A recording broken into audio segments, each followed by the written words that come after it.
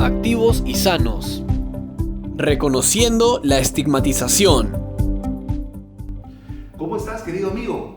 Sé bienvenido a este séptimo taller que vamos a llevar juntos. Mi nombre es Alexis Díaz y espero que estés muy bien el día de hoy.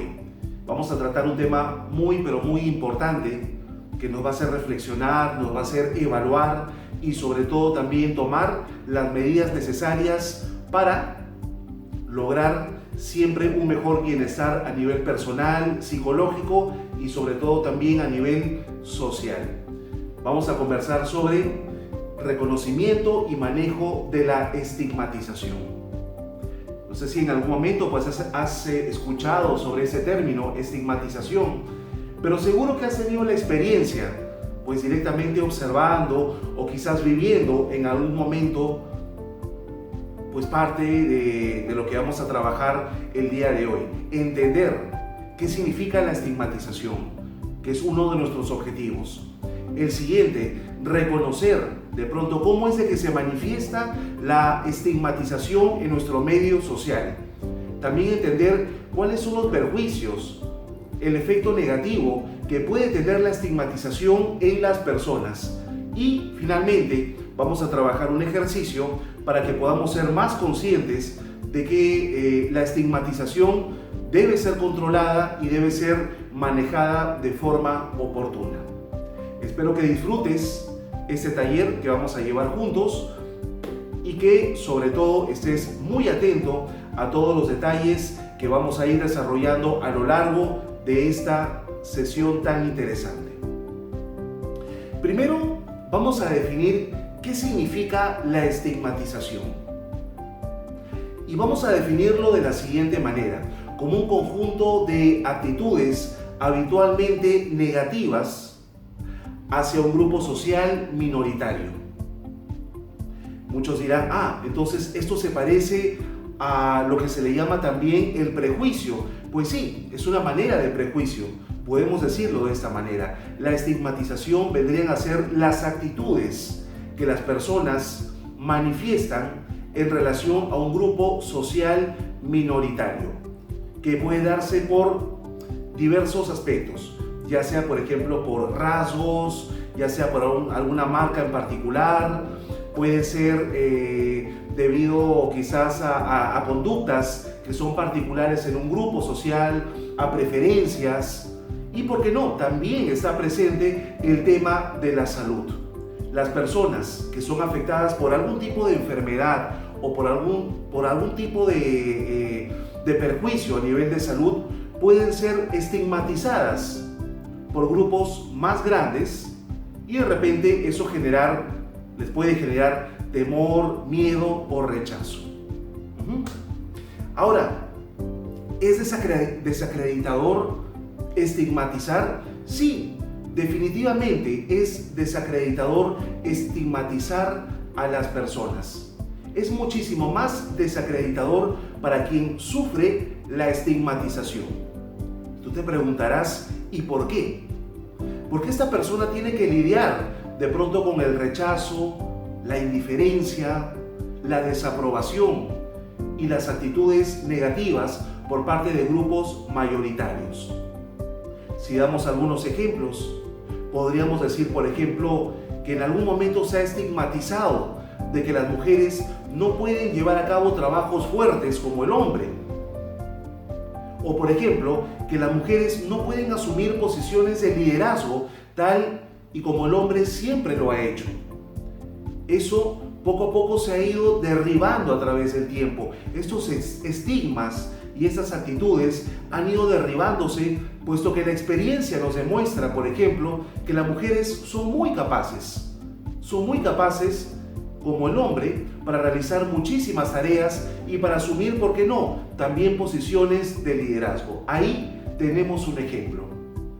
Otra estigmatización podría ser por personas que de repente profesan una religión distinta.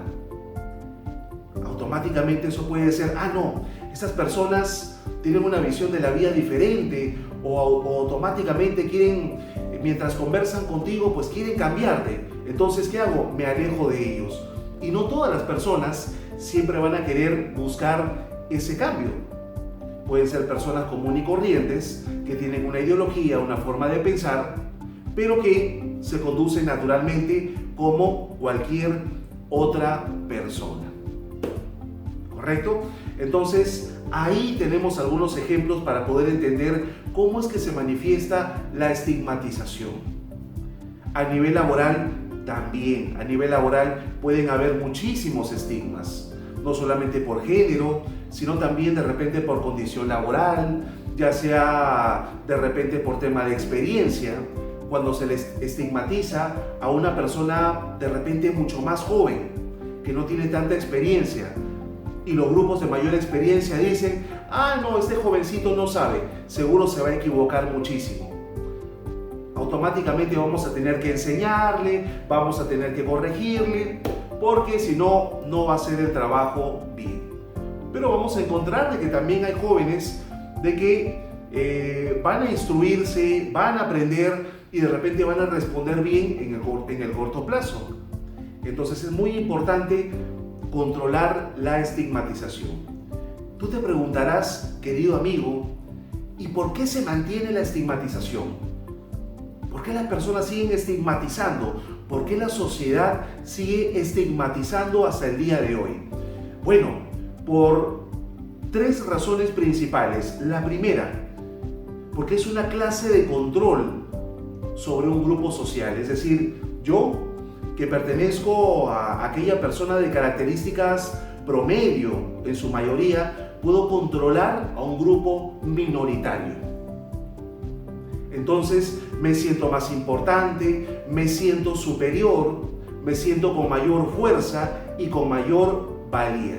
Siento de manera muy fantasiosa de que mi autoestima se refuerza. Mira qué interesante. Esas son algunas de las razones por la cual la estigmatización se mantiene. Y una tercera razón también sería porque reafirmamos nuestro ego. ¿Qué significa reafirmar el ego? El ego significa el yo. El yo soy importante para el resto. Yo soy aprobado por las personas. A eso se le llama el ego psicológico. Ahí tenemos entonces algunas razones fundamentales por la cual hasta el día de hoy se mantiene la estigmatización y no se ha podido erradicar. Y posiblemente se va a mantener durante mucho tiempo. Pero es importante que aprendamos sobre ello y que aprendamos a controlarlo también para no afectar a otras personas y que también nuestras áreas en nuestra propia vida no se vean afectadas. Voy a comentarte algunos datos adicionales. La estigmatización generalmente se da por rasgos físicos. Es decir, si una persona pertenece a una raza distinta, puede ser de pronto víctima de una estigmatización. Lo hemos vivido, ¿cierto? A lo largo de los tiempos en nuestra cultura, se trabaja mucho para poder derribar una estigmatización como esa, pero se podría decir que en algunos grupos y en algunos contextos se sigue manteniendo. En el tema de la salud también. Por ejemplo, quienes se han visto de alguna manera estigmatizadas, aquellas personas, por ejemplo, que son o que tienen características vulnerables a adquirir el COVID-19.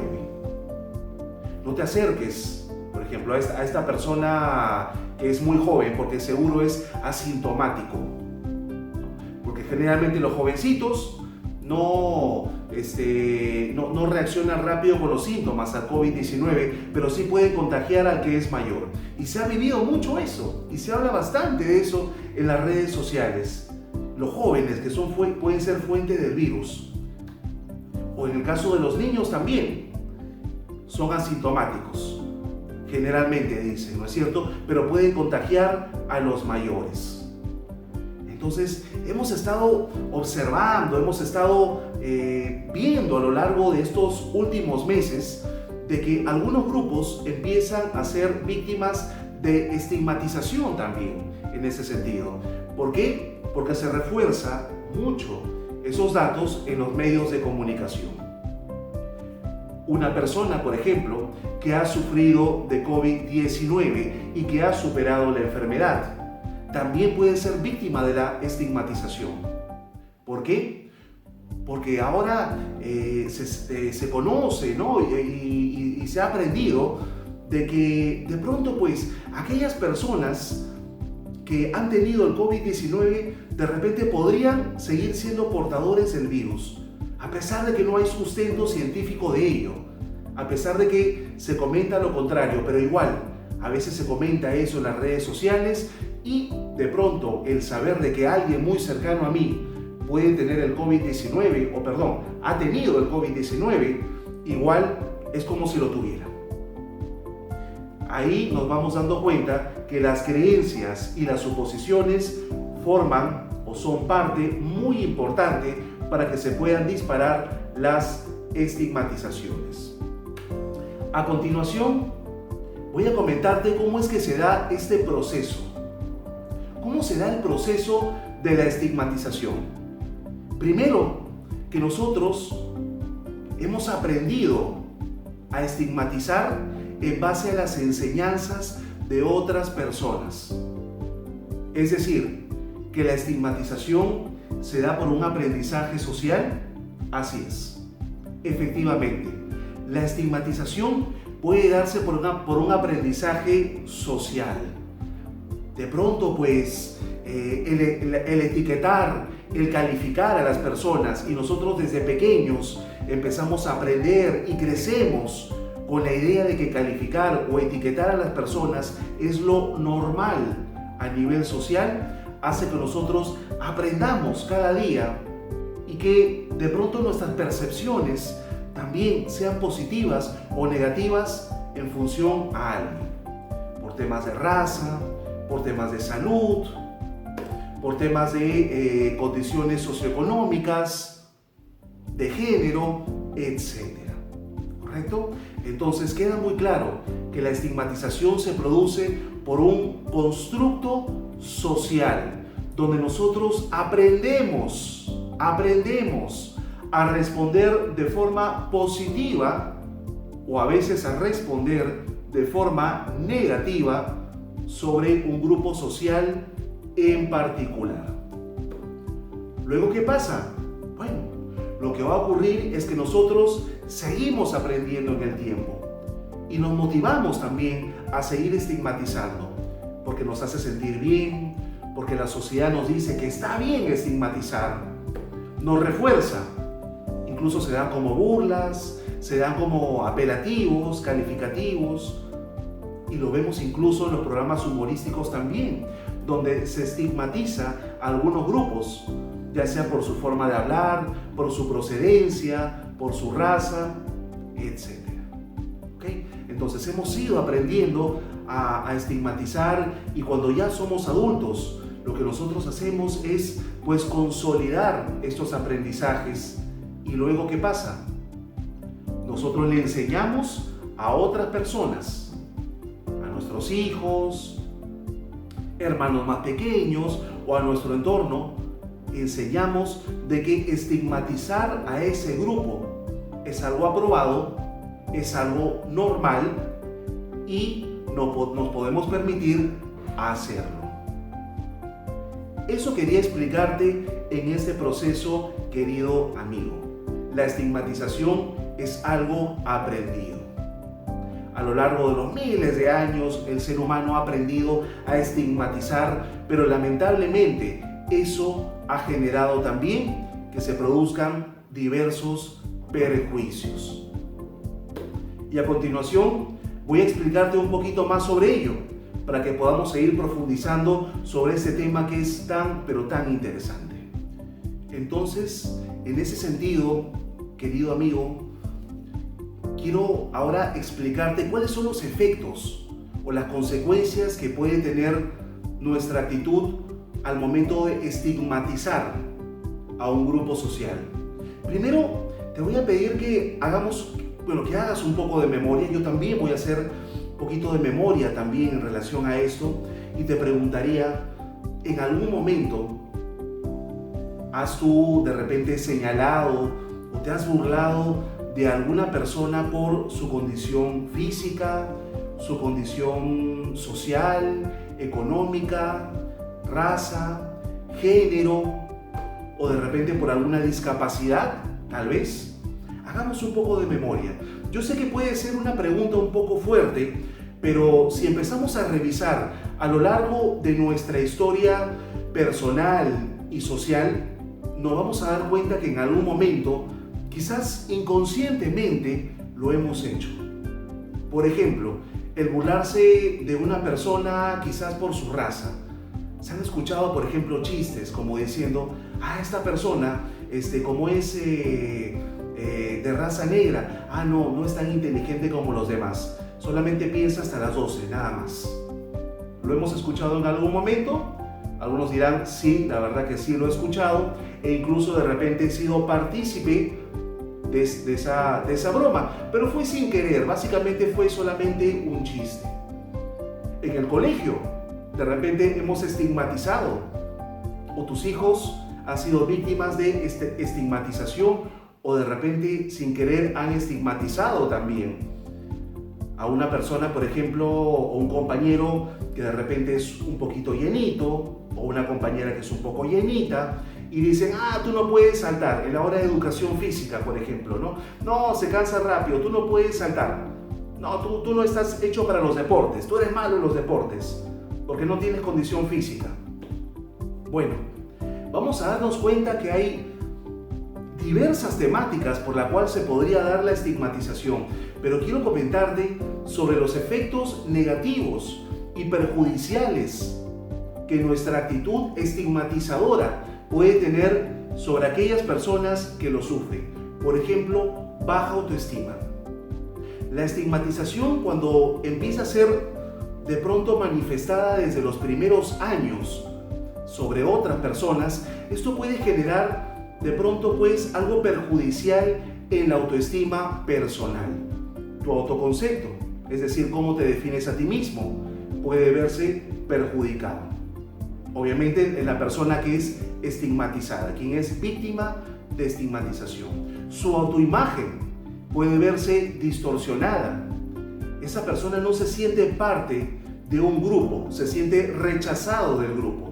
Poco a poco va aprendiendo de que no es parte ni tampoco es aceptado en el grupo social. Y eso hace que cada vez empiece, por ejemplo, a experimentar depresión, ansiedad, que pueda de pronto desarrollar algunas fobias en no querer ser parte del grupo. ¿Eso puede afectar su salud mental? Sí, puede afectar definitivamente su salud mental. Esa persona puede sentirse muy vulnerable a nivel emocional, lo que puede conducir a que se aísle cada vez más de las personas. Nosotros conocemos mucho, ¿no es cierto?, sobre estos casos de bullying. Lo hemos visto en las redes sociales, hemos escuchado casos también en los medios de comunicación como radio, televisión. ¿Y qué es lo que se dice? Bueno, niño intenta quitarse la vida, adolescente intenta quitarse la vida porque sus compañeros se burlaban de sus preferencias o se burlaban de su color de piel, o se burlaban de su forma de actuar, o se burlaban de su condición física. Entonces, es muy importante que podamos tomar en cuenta de que la estigmatización genera y produce aspectos muy perjudiciales para quienes lo sufren. Incluso, si esta persona es víctima de estigmatización, de pronto su motivación por desarrollarse, por lograr metas, por superarse cada día puede verse frenada. Y eso puede afectarle mucho a nivel laboral, por ejemplo. Es muy importante que podamos tomar en cuenta esos puntos. Muy bien. Ahora, pues, yo te pediría que me acompañes en el siguiente caso. ¿Correcto? Vamos a ver un caso. Como les había comentado inicialmente, pues la estigmatización se está viviendo y se está manifestando también en aquellas personas que han sido, por ejemplo, víctimas del COVID-19. Además de las personas que son vulnerables al COVID y que lo sabemos por los medios de comunicación, sobre todo hay un estigma muy fuerte para quienes han padecido de este virus. ¿Y qué es lo que ha ocurrido? Lo que se manifiesta comúnmente en la estigmatización, el rechazo, la indiferencia, el hacer que las personas se sigan aislando. Por eso muchos evitan decir que han sufrido del COVID-19, puesto que eso aumenta los niveles de temor y de miedo en quienes lo escuchan. Vamos a ver un caso. Y este es un caso real. Este es un caso real que se los voy a compartir.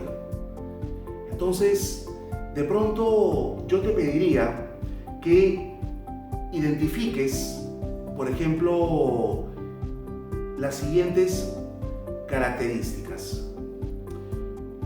Las personas que de pronto pues empiezan a atacar a alguien por miedo y por temor. ¿Lo has visto alguna vez? Uno empieza teniendo temor y automáticamente las demás personas se unen a ese temor y ¿qué hace? Actúan con rechazo. Y eso es lo que vamos a ver en este caso. Vamos a ver el caso de Pablo. Pablo tiene 5 años laborando en una empresa, en una organización.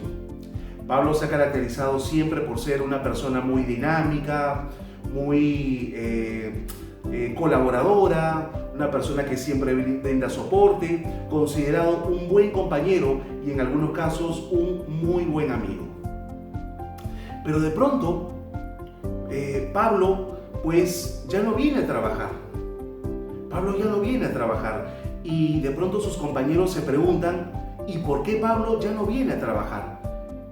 Simplemente les comunican de que Pablo ha pedido vacaciones porque desea pasar más tiempo con su familia. Su familia lo necesita. No da más datos, no brindan más información.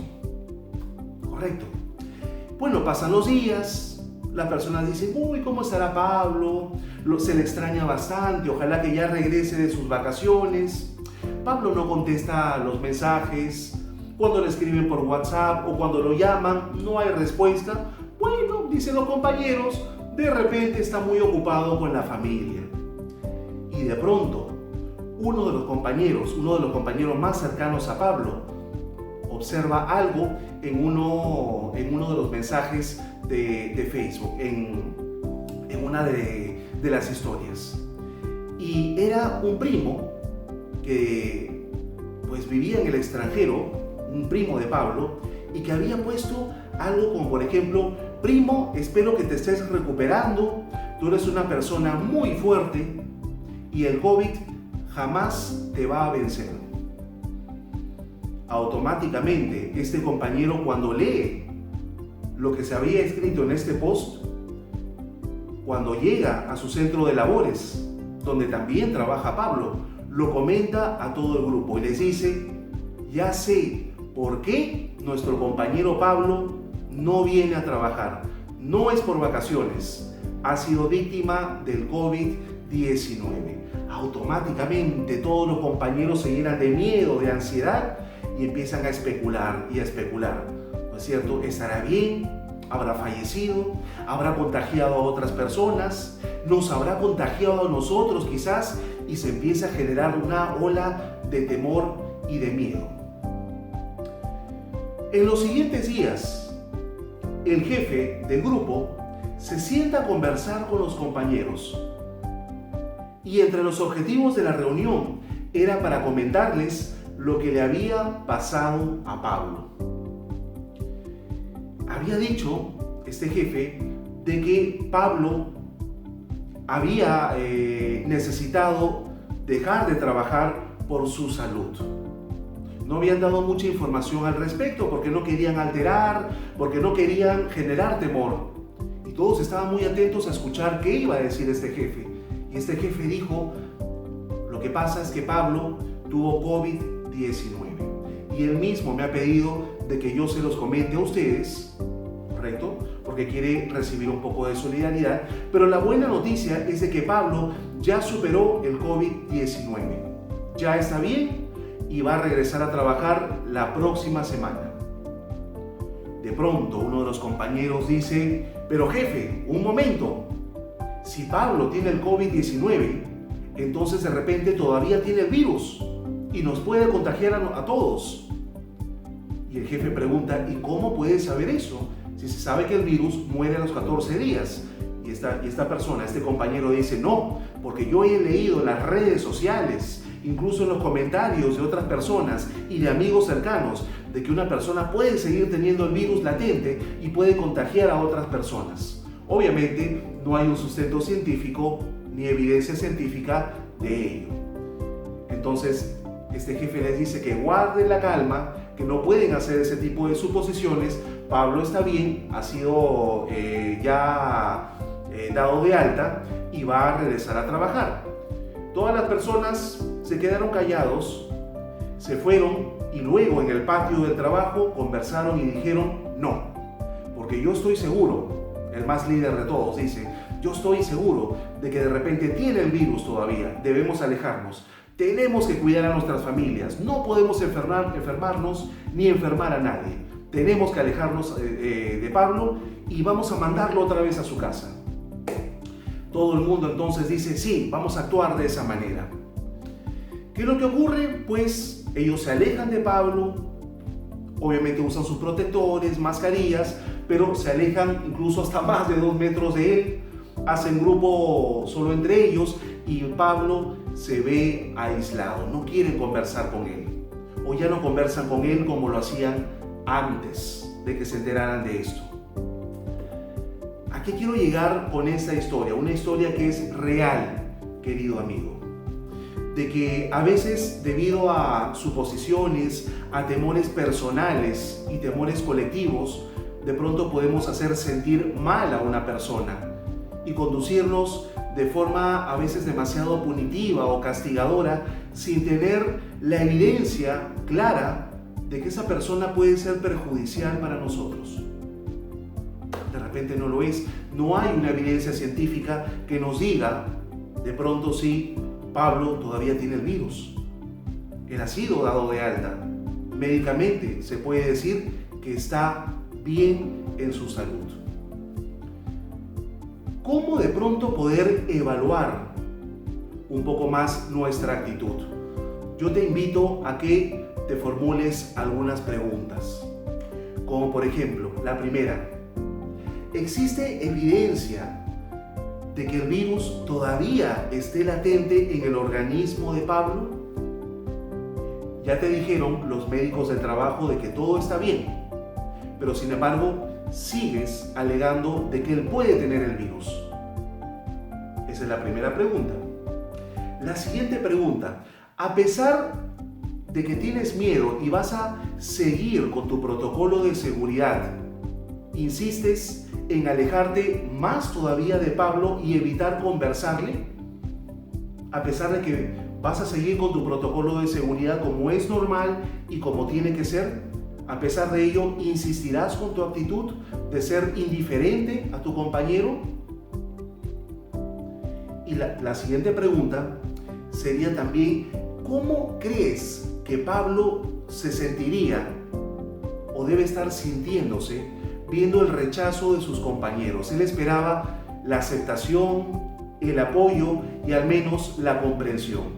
Pero ahora todos han decidido hacerle una especie de ley del hielo y alejarse de él. ¿Cómo podría estar sintiéndose Pablo? Y vamos a una pregunta que también es muy poderosa. Querido amigo, ¿y si tú fueras Pablo? ¿Cómo te gustaría que las personas reaccionen contigo? Mejor dicho, ¿cómo te gustaría que las personas te traten a ti? ¿No crees que a Pablo también le gustaría recibir un trato igualitario? Yo creo que nadie en su sano juicio va a decir: yo quiero que me traten mal, yo quiero que me maltraten. No, todos frente a una situación tan difícil y a veces hasta traumática como de repente tener un virus como este del que no se sabía mucho puede generar una sensación muy fuerte, muy de aflicción, podría decirse. Entonces, lo que nosotros deseamos es el apoyo de otros. ¿Cómo te sentirías tú si te trataran de esa manera? Entonces, te hago esa pregunta. Formúlate esas preguntas que estás viendo en la diapositiva. Yo creo que vamos a poder concluir con lo siguiente. Ninguna persona puede ser rechazada por suposiciones, solamente por temores, porque alguien me lo dijo, porque las personas actúan así con él o con ella. Yo también voy a actuar de esa manera, porque es lo correcto. Si la gente lo hace, debe estar bien, debe ser bueno. Tratemos a las personas como nos gustaría que nos traten a nosotros, siempre con un trato justo. En el caso de Pablo, sigue los protocolos de seguridad, claro que sí. Pablo ha sido dado de alta. Pablo está bien. Pablo no tiene síntomas. Los médicos han comentado de que él está óptimo para poder regresar a trabajar. Eso no quiere decir que lo vas a abrazar, ¿no es cierto? Y que vamos a actuar como si nada pasara hasta antes que apareciera el COVID-19. Vamos a continuar con el protocolo de seguridad, pero no estigmaticemos. No dañemos la imagen, ¿no es cierto? No dañemos la imagen y la autoestima de otras personas, básicamente por un miedo colectivo. Yo te invito a analizar y evaluar bien cada situación. Recuerda, si queremos avanzar como seres humanos y como sociedad, tenemos que aprender a controlar la estigmatización, ¿correcto? Sea por la razón que fuera, por temas de salud, género, raza, condición o lo que fuere. Aprendamos a tratar a las personas como nos gustaría que nos traten a nosotros. Eso quería enseñarte en este taller. Espero que lo pongas en práctica y que cada día sea un aprendizaje más valioso y mucho más significativo. Y además, invito a que lo enseñes a otras personas también.